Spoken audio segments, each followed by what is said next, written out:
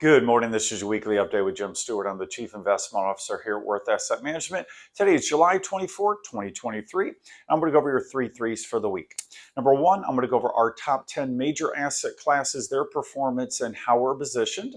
And number two, I'm going to go over our chart of the S&P 500 and look at the support and resistance zones and where we're possibly headed.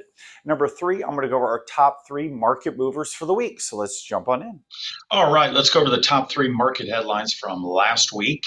The first couple of days were on an upswing led by retail sales, even though they were mixed for June at 0.2, they were raised to 0.5 in May, and also banks and housing data were stronger than expected. So for the first 3 days, the markets liked it.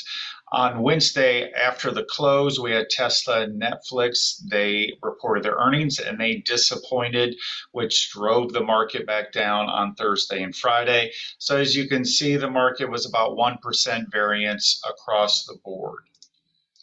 All right, let's go over the top 10 performance and positioning for the top 10 major asset classes. There was only a slight change on the bonds for the short term. As you can see, the only thing that's really bearish is the US dollar, while everything else is in the green. Zooming out on an intermediate term basis, we still have the US dollar, aggregate bond, gold, and commodities on the bearish side, while all of the equities are on the bullish side and in the green. All right, let's talk about the positioning and take a look at a chart of the S&P 500. As I say each week, when we started adding back at the end of March, we've had a nice little run. It's almost been vertical, up about 14% since the end of March.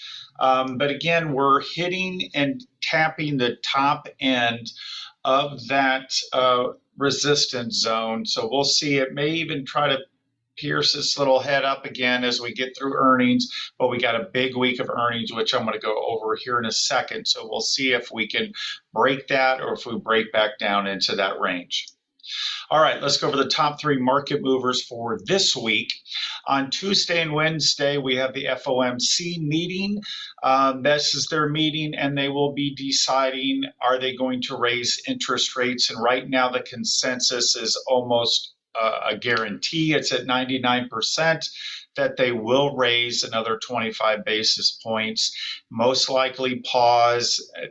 We're going to try to see if they have any information leading into September meeting, but most likely, at least right now, the consensus is one more rate hike, but this one's already baked into the cake. On Thursday, we get our first reading for the second quarter GDP.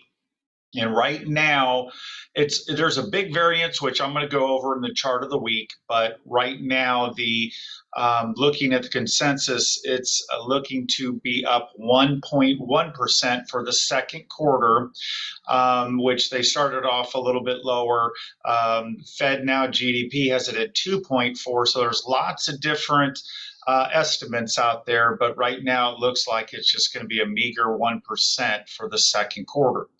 On Friday, we get the big PCE number. Again, this is the Fed's preferred inflation gauge, and their prices are projected to have risen only 0.1 last month, which was the same as May. So that brings it down to an annual rate of 2.9 year over year, coming down from 3.8. So that's getting closer to the 2% level, which the Fed is looking.